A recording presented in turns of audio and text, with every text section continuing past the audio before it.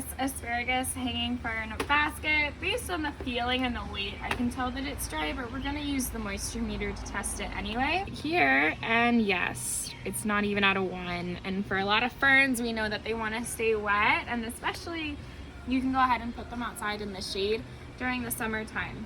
So I like to water deeply and thoroughly. So I'm gonna give this guy a lot, and then I'm gonna stop for a second and make sure I see that there's water coming out. But I'm still gonna go back and do it again because a lot of that water is gonna come out the bottom, is not gonna be sucked up by the soil. And I wanna make sure we get this guy to a 10.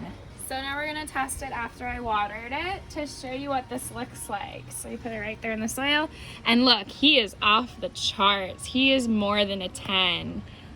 What a splendid guy, now watered and ready to go.